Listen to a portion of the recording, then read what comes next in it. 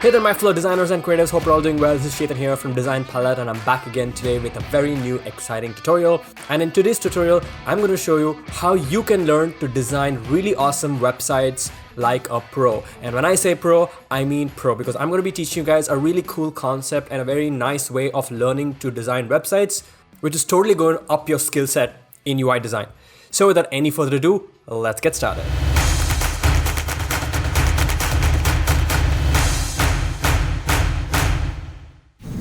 So here I am on a website called Landbook. Now Landbook is a website that has a good collection of amazing websites, landing pages, blogs, and portfolios. As you can see, they've got a great collection and it's curated every single day.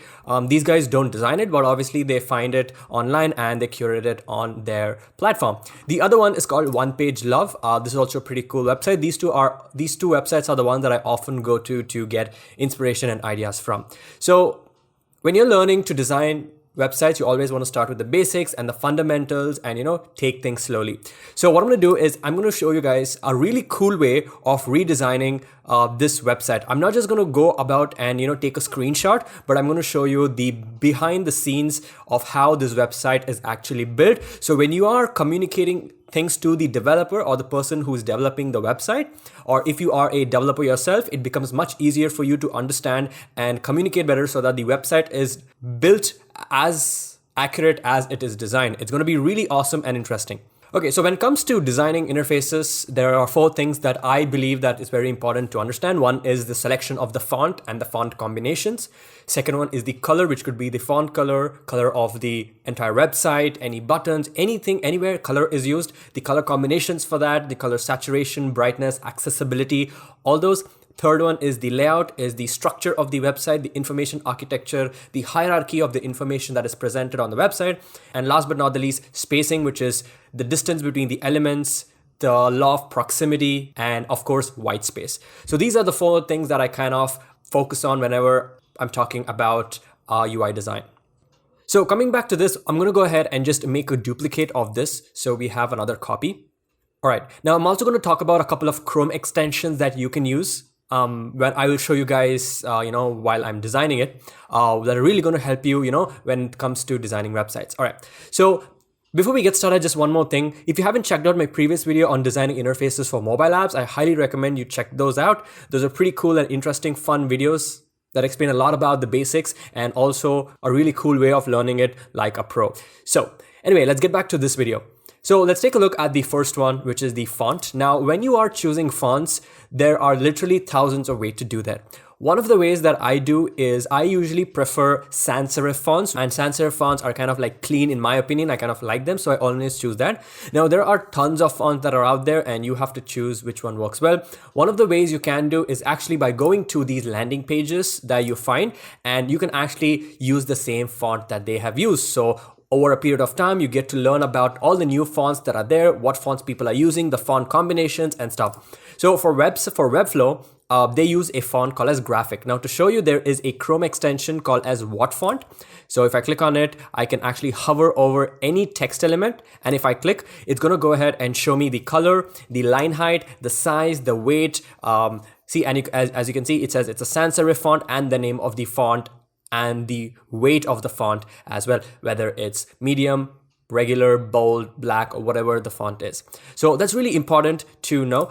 You can actually so if I right click over here, and I'll put a link in the description for all the links so you guys can check it out. So you can actually install it on Chrome, which is fantastic.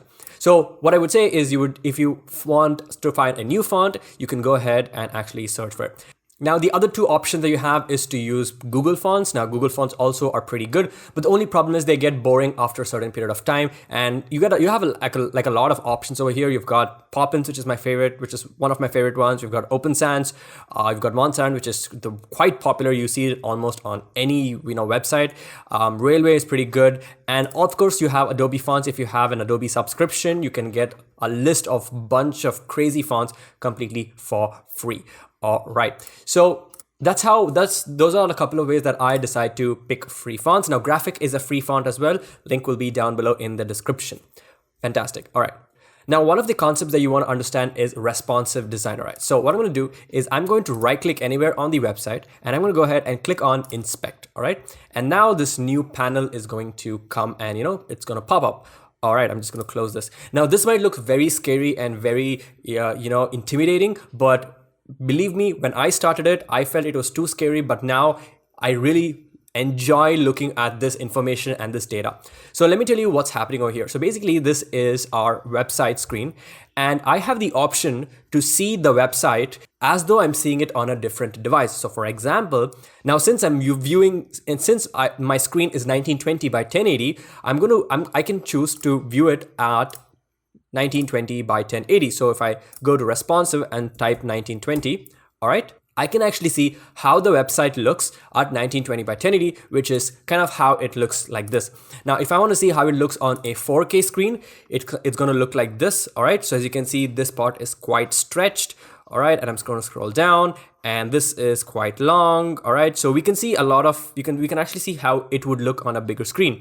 But what if you want to see it on a tablet? All right. So it's going to be quite shrunk. All right. It's going to get shrunk. So to give you an example, you can see that this navigation bar starts from here and ends over here on a 1920p resolution screen. But over here, it takes up the full screen on a tablet. So you can actually see how it's going to look at each breakpoint. Each of these numbers, or I would say these segments are called as breakpoints. So for example, we are at the tablet breakpoint, laptop is another breakpoint, 4K is another breakpoint, and we also have the option to see how it will look on mobile. So this is mobile breakpoint. So you can see how it is kind of structured. So even if you want to make your website responsive, you can actually check out these websites and see how they lay out the information. And this is pretty cool and pretty awesome. So let's actually get started. Now, I'm going to go ahead and actually move this over to the side. We can start off over here. So let's go ahead and I'm going to be using Figma for this, of course. You can use any design tool like Adobe XD or Sketch. So I'm going to click on Frame, which is going to be basically my artboard. And here in the desktop, I have a couple of options. I've got a desktop, which is 1440, MacBook, which is quite small, MacBook Pro, which is 1440. Again, we have a Surface Book, which is 1500, and then we have an iMac, which is 1280 by 720. Now, you can actually choose any of these presets to start off, but the one which I recommend and I think is kind of an industry practice is to choose the MacBook Pro, which is 1440. You can also go for another one, which is 1280 by 720, which is the big screen. But I'm going to go with MacBook Pro, which is 1440. The reason is because MacBook Pro is kind of the smallest, is the device which has the smallest screen size. All right, so I'm going to go ahead and then just call this website. All right, so this looks pretty good. Now, let's go ahead and break this down one by one. So I'm going to go and set this to 1440 so we can ensure that we are designing it the right way. So the first thing you want to do is you want to go ahead and then just close up everything until so that everything, is collapsed, all right? And then you can just bring this down a little bit.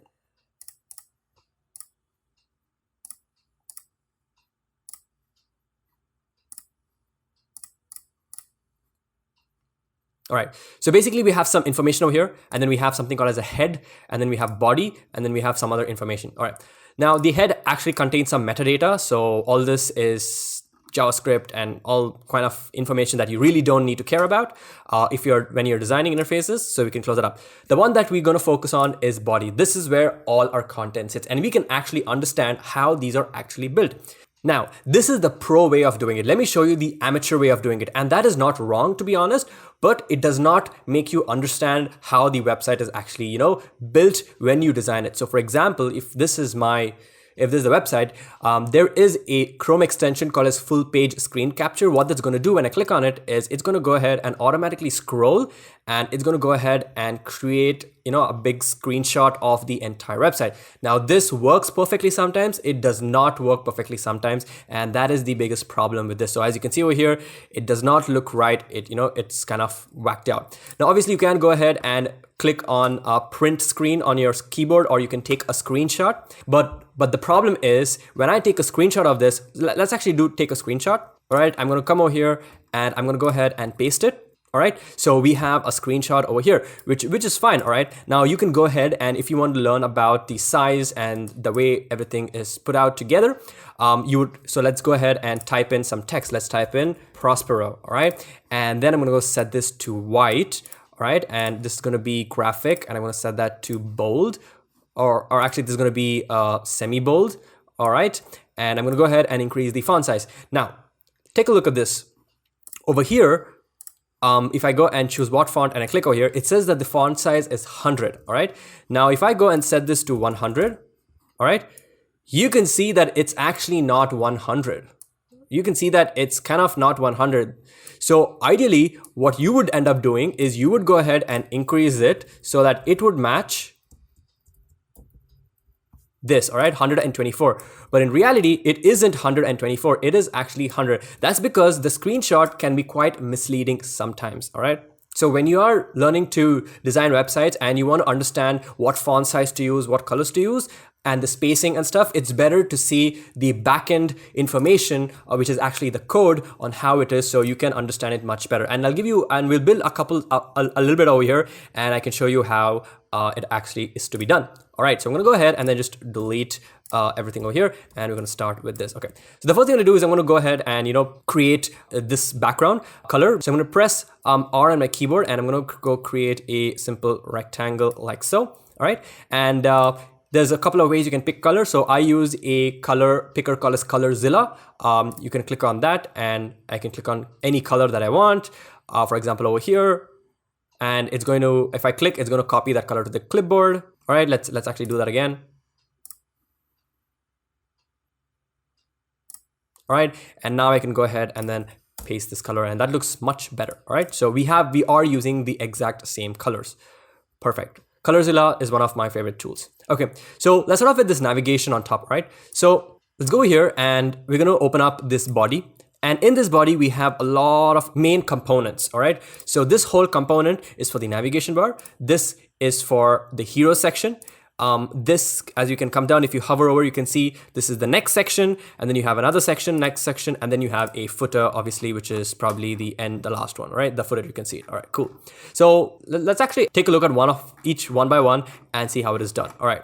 So let's take a look at the first one, which is this, which says Mega Nav. That's the name of the class. All right. And inside the Mega Nav, we have two elements. We have an HTML embed. This is custom code, so you don't have to worry about that. This is what we're worried about. All right. So when you click on this, you can see that under that we have another container with a lot of containers. All right. So this is like the parent-most element. And if you come over here, you can actually see a couple of settings. So it said that the position is set to relative, which is not important for us. Z-index 1, which is not important. Max width 1100 pixels. All right. Now this is something information and something tangible that we can definitely go ahead and use for designing. So if you are probably building a similar website, you would want to know that the good layout and a good structure. So maybe you can go for 1200, 1400 or 1400 or whatever number you want. But this is a cool way of sticking to some kind of guidelines so that it looks really nice. So what about the grid? All right. I mean, the grid is quite important right now. We're going to take a look at the grid when we need to use the grid, not right now. All right. And if you come over here on the right side, you can actually see what's the height. So it is 1100 pixels wide and 60 pixels tall. So let's go ahead and create that. So I'm going to press R on my keyboard. I'm just going to create a rectangle. I'm going to go ahead 1100 pixels and 60 pixels tall. All right. And I'm going to click on top and I'm going to click on center and I'm going to center align it. All right. Now, this is completely black. So let's go ahead and change the color of this to black. Perfect. All right. So in this one, you can actually see that they have set the height to 60, which is pretty cool. And we have a lot of information such as the left margin, right margin. We're going to take a look at that a little bit later. And also you can see that the background color was 0. So we were pretty, right with that. Okay. So the height is set to 60 and the width is set to 1100 pixels, which is totally fine. Okay. So the next one is to actually get the Webflow logo. So there are a couple of ways you can do that. So I use this plugin called as Image Downloader. If you click that, it's going to go ahead and actually pick out all the images that are there in the entire website, like each and every image or icon that's there. And that's like really awesome and really cool to have. Some of them are not loading because, my internet is a bit slow today. But yeah, now the other way you could do is if you go to the sources section, you have all the assets that are there, and that's pretty good, right? You have like a lot of information over here, but this is quite an easier way to go ahead and get all the images. All right, now the way you could do is obviously you could right click and then you can choose copy image and come over here and then choose paste image. So that is fine. Now, how do we know what size this is? That's one way you could do is if you click on let's go back to elements. So if you click on this element which says select element, all right, you can actually hover over and you can actually see that kind of the size of it. All right, so this, as you can see, it is 76 pixels wide and 20 pixels tall. So let's go ahead and make this 76 pixels wide. All right, so there you go, that, and it becomes 19.25, almost the same number, and that's looking pretty good. So we can go ahead and then place it right over here. Now this is where your skills come into place. Now how much do we space it? It could be 30, it could be 40, it could be 50. Now obviously you could go for multiples of 8. So if I was doing it, I would set it to probably 32. So I'm just going to move it to the right. And if you hold Alt or Option on your keyboard and you hover over elements, you can actually see the distance. So I would have set it to 32. But let's see how these guys do it. So we can actually come back over here one by one. All right, and we're going to go inside. And we're going to go inside. Now this is the navigation for the navigation mobile, and you cannot see it over here because this is on desktop. So if you go to the mobile view, you can see this information. But over here, this is another block, and here is what we have. All right. So if I click on this, you can see on the left side what gets highlighted, which is pretty cool. And over here, let's go to the settings over here. You can see that the padding on the right and the padding on the left is 20 pixels. All right. So instead of 32, I'm going to go ahead and set this to 20. All right, so we have 20, which is fine, which is perfect. Okay, next we have some text over here which says features, why webflow, resources, and blog. Let's go ahead and actually type in our text tool and type them out. Let's call them features. Now this is quite huge. Let's just set it to white, right? And let's actually select the what font Chrome extension and click, and let's see. So this is, all right, now check this out. So the size is 14 pixels. Now, so 14 would be the size that you would want to use. You can set it to 16, but you want to make sure that, it's a good font size. Then the weight is 500. Now weight is kind of supposed to be regular. So if you see weight, it's supposed to be regular, medium, semi-bold, bold, and black. But when it comes to coding, it is based on numbers. So here is kind of like a formula that you can kind of check out. So if I go ahead and set this to black, all right, so 400 is regular. All right, that's like an industry standard. Now the next one, obviously, if we duplicate this, is going to be 500, and 500 is the next one in the line, which is medium. All right, so this is going to be medium. The next one on the line is usually 700. All right, so 700. You don't quite see a 600, so this is going to be bold. All right, and actually 500 could be semi-bold or medium. It really sometimes doesn't matter. All right, and then we have 900, I think, which becomes black and whatever. All right, so this is what you want to take a look at. Let's actually go check it out. So 500 font.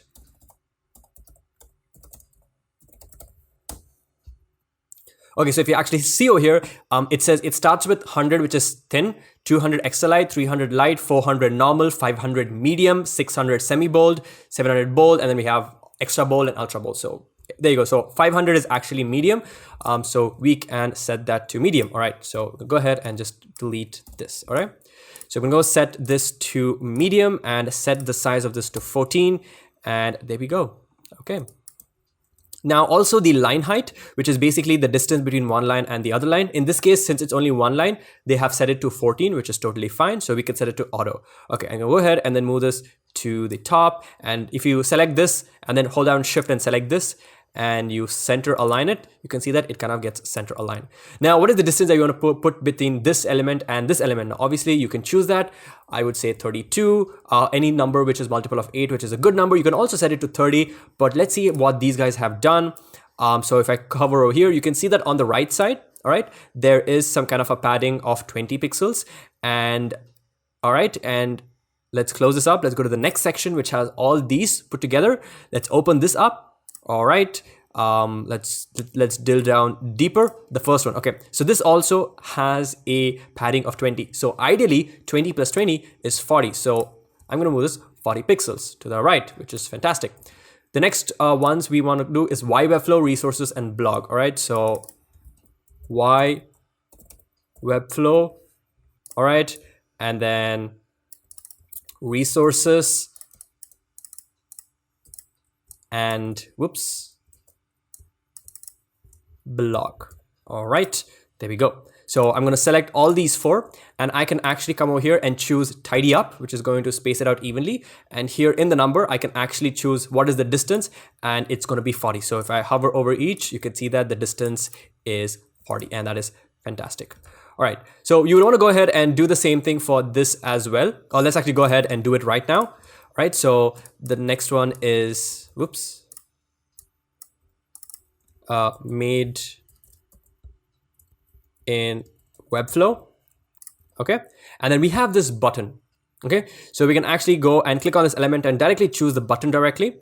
And in the button, you can actually see the information. So you have padding on left and right, which is 20/20, which is fine. And you can also see that we have a color, which is white, which is actually the text color, but not the color of the background or the button color. So we will actually have to check for that. We can go over here. All right, you can see it's over here. They've given it over here, which is 38, 38, and 38 RGB. So I'm going to go ahead and create a rectangle like so. Press R, create a rectangle. The height is going to be 60, right? Perfect. And it's going to be RGB. Let's actually open up the RGB. So it's going to be 38, 38, and 38. Fantastic. Awesome. This is the same color. Move this over to the side.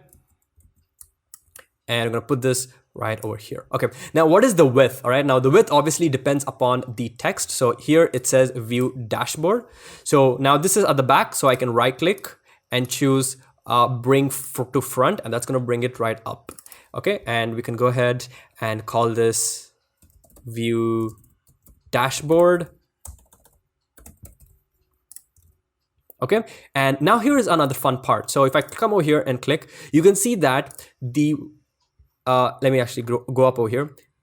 The size of the button of this is actually based on the size of the text. So here on the text, I have 20 pixels padding on the left and the right. So if I come over here and move this to the center, this is actually 32. So we want it to be 20, right? So this is 20.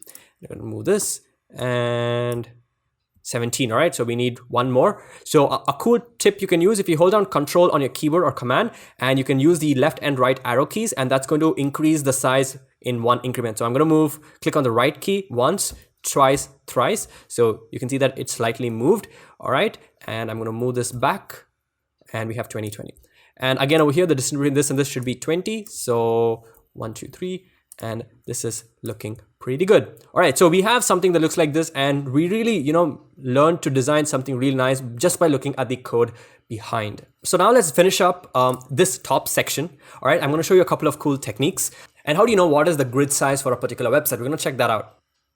Okay, so let's quickly create this one. So let's start off by let's start off by seeing the font size of this. So this is clearly 100, 120 line height.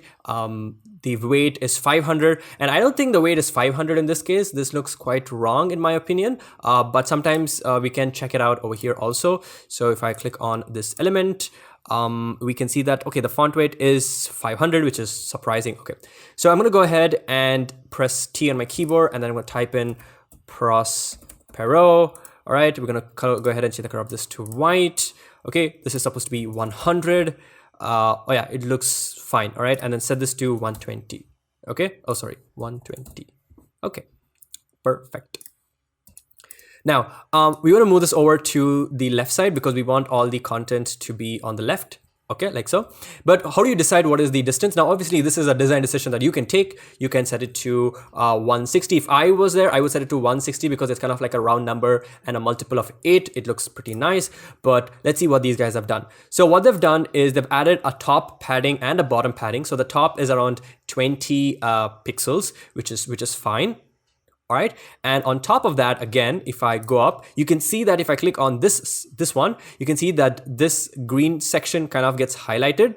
All right, and you can see that the margin at the top is 60, margin on the left is 50, top padding is 100. All right, and padding bottom is 750.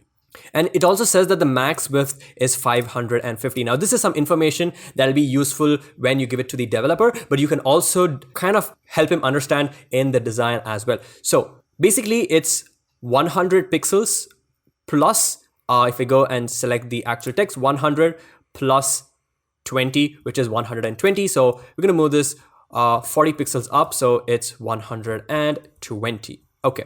Now let's take a look at the next one. This is supposed to be 36 and 43. So I'm going to make a copy and name this 36, and the line height is 43. All right. And we can just copy this information, copy and paste. All right. Now I'm going to show you a cool concept over here. This is really helpful when you are talking with the developer as well. But for now, let's just make sure we have the right spacing. Now, what is the spacing over here? You can choose whatever you want. I would go with the number 16, or 20 is also fine. I think 16 is the number that I would go for. But let's see what these guys have taken. All right, so we have 10 pixels at the bottom. You can see over here, 10 pixels. And if I select this element, all right, so there is no padding on the top, which is totally fine. So I'm going to go ahead and set this to 10. Okay. Now, one thing you want to do is if you look at this entire container, all right, so this main container, you can see that they've given a max width of 550. So basically everything that is inside this whole section has a maximum width of 550. So if I select this, all right, I can set the width of this to 550. Okay, I'm going to select this and set the width to 550 also, which is pretty cool. Now, but you can see a problem over here. The word and stops over here, and then the word free starts next. But even though I set it to 550, oh, we gotta set it to 550. All right, now this looks much worse. So what they did was they made another change over here. So if you look at this text, they actually also added an extra padding. All right, if I hover over here, you can actually see that they added an extra padding, sorry, an extra margin. All right, and you can see that they have given a max width for the inner one, which is 484. So we could go ahead and set it to 484, and now that should kind of look right, I guess. Maybe 440. Yeah, I think 480. Yeah. So there's a small change, which is totally fine.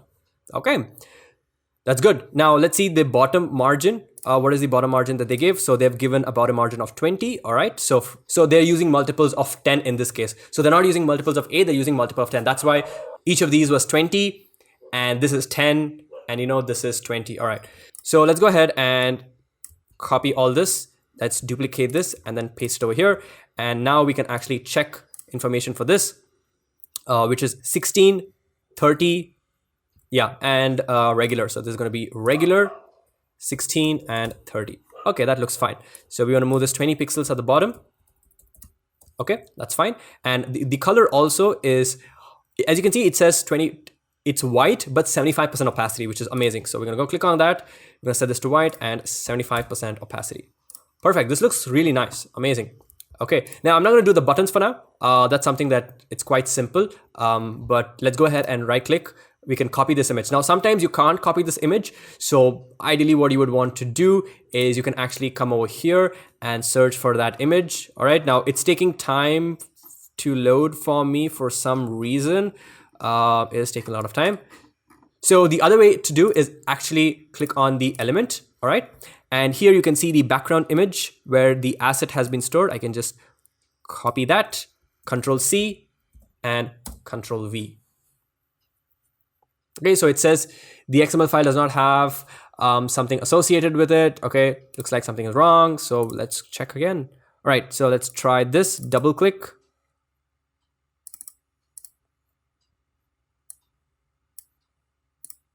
Right click, copy link address, and let's paste. Yeah, there you go. So there it works. Right click, copy image, and now we can go ahead and paste it. Okay, so now this is quite huge. It's pretty huge. So let's see what they did with it. So the width is 1084. So we can set that to, I think, so it was divided by 2. So let's divide that by 2. Okay, and let's move this over inside. Okay, now this goes all the way to the top. So let's move it all the way to the top. Now, since this is in front, we want to right click, choose send to back.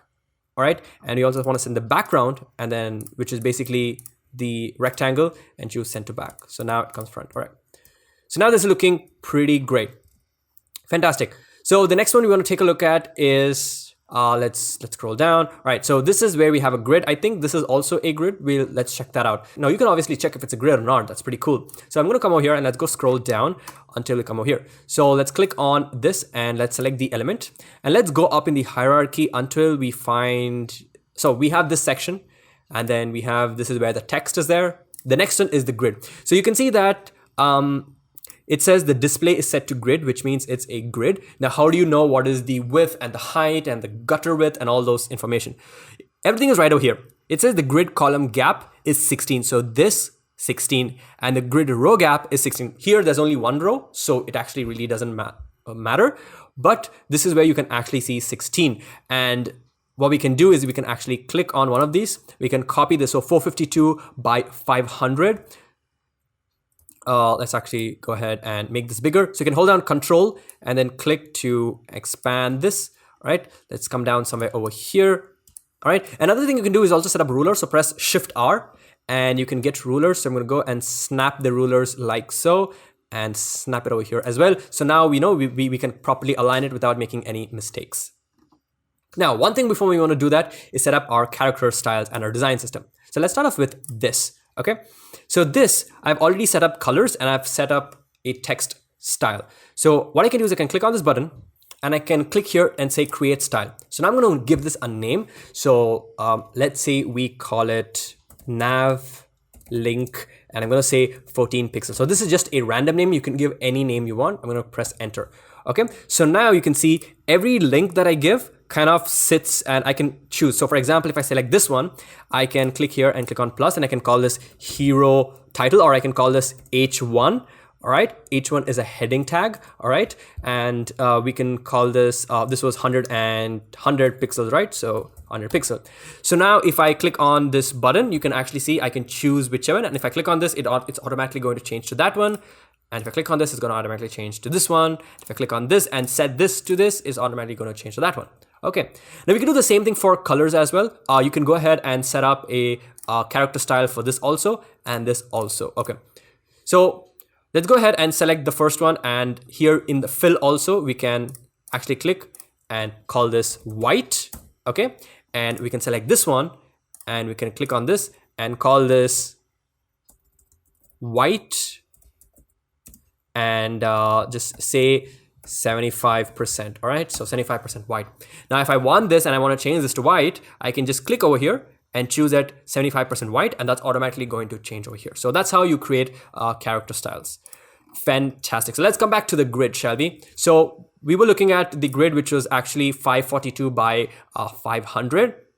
Now to verify that, we can actually check over here. So you can see that they've set a height of 550 and the width is actually 100%. All right. Now, when I say 100%, that means it's going to take up 100% of the entire space that it's given. All right. That is this whole section from the left to the right.